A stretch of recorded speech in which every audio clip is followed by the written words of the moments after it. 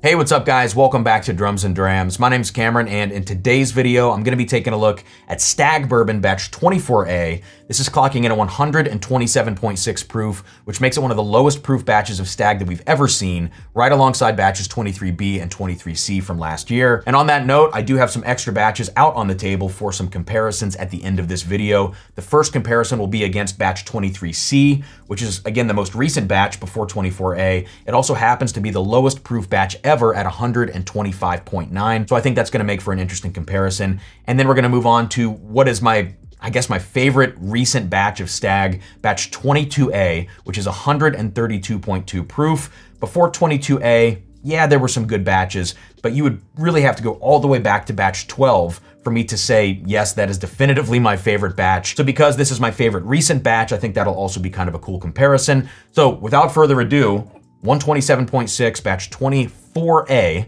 Let's check it out now on the nose and see what we get.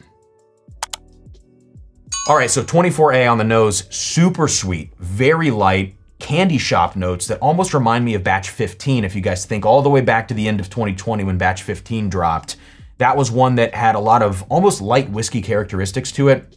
Vanilla, kind of those bright, sweet notes that you get off of a light whiskey, strawberry as well. I find a lot of those same notes here in 24A. The thing about 24A though is because of the low proof, it's very approachable on the nose, whereas I think batch 15 came off a little bit hot, especially after first opening it, but even given some time, it still just felt like kind of a hot ethanol forward batch with those lighter notes. 24A gets rid of the ethanol, adds approachability, but you still get great vanillas, strawberry candy notes, kind of that standard Buffalo Trace cherry is in here as well, but there also are some darker notes too. Yeah, I am finding a little bit of like a caramelized orange note in here, which is not something that I commonly find in STAGG products. Only every once in a while do I find that note. So caramelized orange, very fruit forward, and again, lighter fruits on here. There is a teeny bit of a darker, almost, let's call it a barrel char note in here. Maybe a little bit of like a Coca-Cola type thing as well, but those are in the background for me. I think by and large, this feels like a very sweet, bright, approachable candy shop sweet kind of batch. Almost cotton candy in there too. I like the nose on this. It's not the typical STAGG profile that I find myself gravitating towards, but I don't think they all have to be that, right? They don't all have to be super dark, aggressively cola forward and spicy and intense. I think sometimes having this variation in these batches and finding a lighter batch like this with some different notes that's still well constructed and not a mess, like some of them have been. Batch 17 is one that comes to mind. Having this profile is kind of a good thing. So I really like the nose on this. Let's go to the palate now, cheers. All right, so the first word that comes to mind as I take my first sip of this whiskey is balance. I'm gonna use this word again. It's very approachable, it's balanced, it's crushable. Again, it's that lighter take on a STAGG profile that reminds me more of Buffalo Trace and more of E.H. Taylor than it does like an Eagle Rare.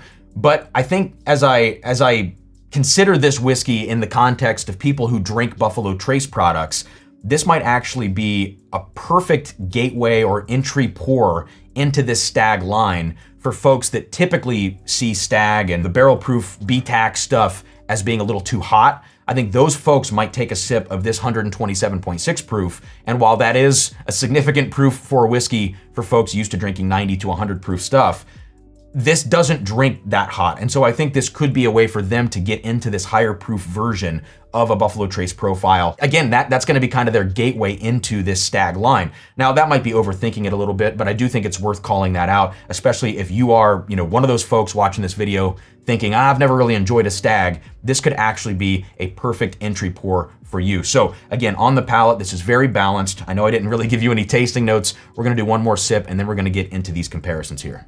Yeah, this is just beautifully fruity, candied Buffalo Trace whiskey. It's not crazy complex. I don't think it needs to be. A little bit of a one-trick pony, a little simplistic, but that can also mean that it's delicious and crushable and something that you can just sit with and not think too hard about. I'm gonna highly recommend 24A. It's definitely not my typical STAGG profile that I go for, but I think it's gonna be a batch that I'm gonna have a hard time putting down as I continue to come back to this, and sip on it over time. So now let's move on to our very first comparison, which is going to be STAGG 23C at 125.9 proof. I believe this is the lowest proof batch ever. So let's see how this thing compares to 24A. All right, so a little softer on the nose, more of that kind of Eagle Rare profile. So I don't think you always need to compare these Stagg batches to Buffalo Trace, E.H. Taylor, Eagle Rare, like the standard products, but it might be helpful to kind of just give you guys like discernible, you know, overall profile notes. So 23C is more like Eagle Rare, 24A is more like a Buffalo Trace or an E.H. Taylor. And to that point, 23C gives me a little bit more of like those dark grape soda kind of notes, like flat grape soda, grape syrup. That's the kind of profile, where again, 24A is more of that strawberry candy. Almost reminds me of Zotz candy, if you've ever had Zotz.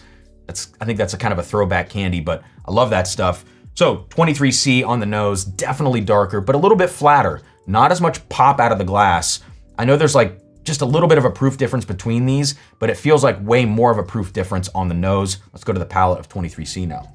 All right, so 23C actually does drink even easier than 24A. I'm gonna make the same recommendation where these could both be great entry-level or gateway batches for folks looking to get into this Stagg profile who typically find it to be just a little bit hot. 23C, while again, it's very delicious, I think it does lack a little bit in the spice category. It feels round and slightly enveloping on the palate, but it does need, in my opinion, maybe just a little bit more spice to make it pop, to feel like it has good development on the palate. So between the two, I think 24A is probably, I think it's probably my favorite of the two, even though it is that brighter profile. And I tend to really like those grape notes and that darkness of 23C and batches similar to it. I'm gonna go with 24A on this recommendation. So again, 24A so far doing really great in this review. I think if you find it up to, let's say 125 to 150, I would feel comfortable paying that for it. Nothing above that. And of course, if you do find it at SRP, this is, for me, probably a buy it and back it up kind of batch of Stagg. So now onto the final comparison of this video, onto 22A, which is at 132.2 proof. This is a little bit more of a hot batch, very, very intense and rich. Let's check it out now on the nose. Oh man, so this is so oaky. And that's one thing that I think 24A does lack when you go for that lighter profile. 22A, super rich oak notes, a little bit more caramelized overall. Like yes, there's a caramelized orange note in 24A, but that's still brighter and more citrusy. 22A, just depth and richness on the nose. So filled out with sweet oak, a little bit of a bittersweet oak actually, because that barrel char note and those cola notes are very, very heavy-handed in here.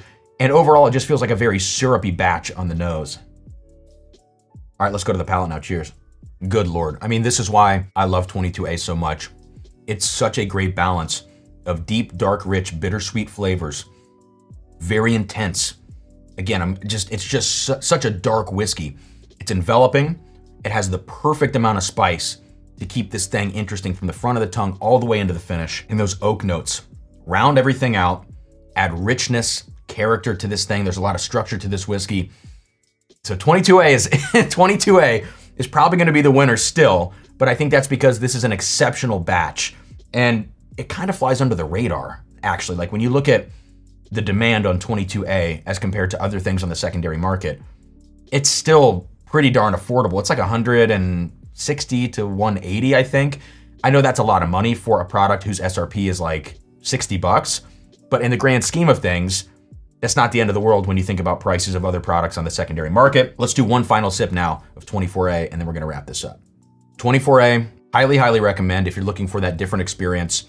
I think in these comparisons, it does hold up in terms of its quality. It's not one of those things where you have to drink it on its own and not compare it to other things because then it'll fall apart and fall flat. I think it does hold its own. 23C, while it is still a great batch, it's hurt a little bit by such a low proof, even though the notes in it are truly delicious. And of course, 22A, phenomenal, phenomenal stuff. So I'm happy about this. Stagg is always very hit or miss for me. Sometimes they are revoltingly disgusting, like batch 17, I just hated. I got weird, weird notes on that batch. Whereas batch 14, 16, 18, 22A, batch 12, these are some phenomenal batches, each with their own issues, but at 60 bucks, 7 to 9 year barrel proof mash bill 1 from Buffalo Trace, they're not all gonna be perfect, so you take what you can get. 24A, highly recommend. Thank you guys, like, comment, subscribe, check out the Patreon. Cheers, and I'll see you next time here on Drums and Drams.